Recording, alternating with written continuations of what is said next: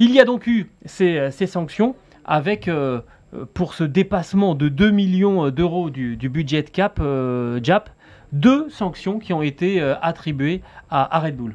2 sanctions. La première, c'est une amende de 7 millions d'euros, somme quand même importante. Rondelette. La deuxième, qui pose peut-être encore plus problème pour l'écurie Red Bull, c'est une réduction de 10% du temps de soufflerie en 2022.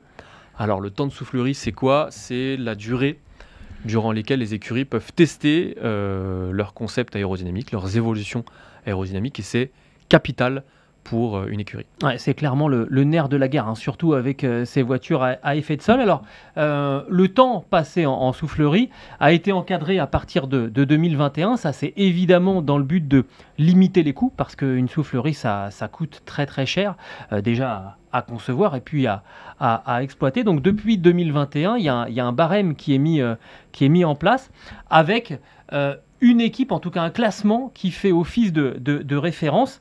Par exemple, pour la saison 2022, on établit le temps de soufflerie, on va dire, normal, en tout cas la base 100, sur le 7e du classement. Et puis, on diminue de 5 en 5 au fur et à mesure qu'on remonte dans le classement. Donc le 7e est à 100% de temps de soufflerie, le 6e va être à 95%, le 5e à 90%, et puis on remonte comme ça, ce qui veut dire que le champion du monde en 2022, Red Bull, puisque lui on le connaît, est censé avoir 70% du temps de soufflerie du 7e en 2023. Sauf que c'est 70%, avec la pénalité qui a été attribuée par la FIA, ça va être encore moins. On va réduire de 10%, c'est 70%, donc 10% de 70, c'est 7. Donc ça veut dire que Red Bull va avoir 63% du temps de soufflerie par rapport à l'équipe qui terminera 7e. 63%, c'est vraiment un écart énorme par rapport au 7e. Et c'est vraiment là-dessus que on a peut-être accusé le coup du côté de chez Red Bull, parce que, tu le disais, c'est très très important la soufflerie. Et après la communication de ces sanctions, ça a été drôle, parce qu'il y a eu finalement 2 analyses de voir la situation. Vous savez, c'est comme après chaque manifestation, il y a 500 000 manifestants selon l'organisateur, 2000 selon la police. Voilà, c'était à peu près ça. C'est exactement ça. On a eu un joli jeu politique, de communication politique après l'annonce de ces sanctions, parce que, sans surprise, Ferrari et Mercedes, un petit peu moins Mercedes d'ailleurs, ont estimé que ces sanctions étaient trop légères, trop faibles. Et d'un autre côté, on a eu Christian Horner qui nous a fait un petit festival en conférence de presse pour dire que ces sanctions étaient beaucoup trop lourdes et que Red Bull allait beaucoup souffrir en 2023. Il a eu une phrase exceptionnelle, Christian Horner, moi, qui m'a beaucoup fait rire. Il a dit « Même si nous brûlions notre soufflerie, il trouverait, donc ses adversaires, il trouverait que la pénalité n'est pas assez importante. » Voilà, et puis on a eu de jolies projections sur ce que risque de perdre Red Bull en 2023. On va en parler un tout petit peu plus tard, mais globalement, 10%, c'est à mes yeux une sanction juste, parce que c'est quand même important. Et tu le disais, par rapport au 3e du championnat, donc qui sera soit à Ferrari, soit à Mercedes, on aura quand même un écart de 17%, si je ne dis pas de bêtises, 63. Ça veut dire que Red Bull sera à 63 et que le 3e sera à 80, donc ça fait 17%. C'est beaucoup. Et là, c'est vraiment considérable. Globalement, pour faire simple, Red Bull ne sera pas perdu dès le début de la saison 2023. Red Bull sera toujours l'écurie la plus performante. Pourquoi ? Parce qu'elle a déjà beaucoup d'avance, et que on ne repart pas de zéro en 2023, on n'est pas sur un nouveau règlement technique, il y a une forme de continuité. Donc Red Bull, son concept marche, et il marchera en 2023 avec ou sans ces 10% de soufflerie en moins. Là où ça pourrait devenir plus compliqué pour Red Bull, c'est sur la question de l'évolution au fil de la saison. Si Mercedes parvient encore à grappiller de son retard comme elle le fait depuis plusieurs semaines, on peut imaginer que les choses se resserrent entre les 3 top teams dans le courant de la saison 2023, mais globalement, ça n'interviendra pas sur la première partie de saison.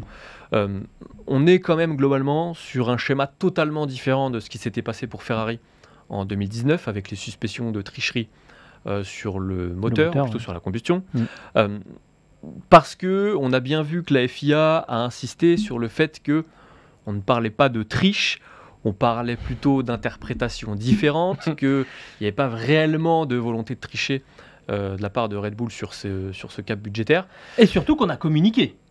En fait, moi, c'est là que je vois la plus grosse différence. C'est que après 2019, il y a eu un accord entre Ferrari et la FIA et on ne sait toujours pas ce qu'il y avait dans cette. On ne l'a dans jamais cet su accord. officiellement. Il y avait Mika Salo qui avait fait une erreur, enfin une petite bourde, je crois que c'était sur Twitch à l'époque, où il avait révélé qu'effectivement il y avait eu des choses qui avaient été imposées à Ferrari pour compenser cette triche. Mais là, oui, clairement, il y a une plutôt belle transparence de la part de la FIA. Donc on est sur un cas totalement différent. 10%, ça reste beaucoup. Après, là où je trouve les arguments de Ferrari et de Mercedes bons, c'est sur la question de la réduction budgétaire. En fait, l'amende de Red Bull, elle va être payée et Red Bull n'aura pas d'impact financier sur la saison 2023. Globalement, son budget sera le même, il n'y aura pas de sanction sur le budget. Ferrari et Mercedes auraient aimé que, du coup, le cap budgétaire soit abaissé pour Red Bull pour compenser le fait d'avoir dépassé ce cap justement en 2021. Mais ça Ce pouvait qui être aurait pu être logique. Oui, mais alors, effectivement, ça aurait pu être logique, mais en même temps, il fallait savoir où frapper. Et si tu réduis le temps de soufflerie et que tu réduis aussi le budget, je trouve qu'il y a une double peine. Oui. Donc, Et c'est probablement l'une des raisons pour lesquelles d'ailleurs la FIA s'est contentée de ces deux sanctions-là.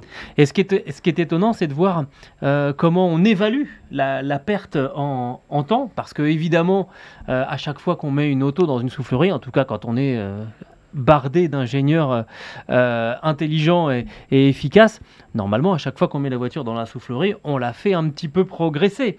Donc, moins de temps en soufflerie, normalement, elle progresse un petit peu moins. Donc, chaque équipe a essayé d'estimer combien ça allait coûter en temps autour à Red Bull. Et alors là, c'est là qu'on C'est arrive. un festival. Ouais, bah vas-y.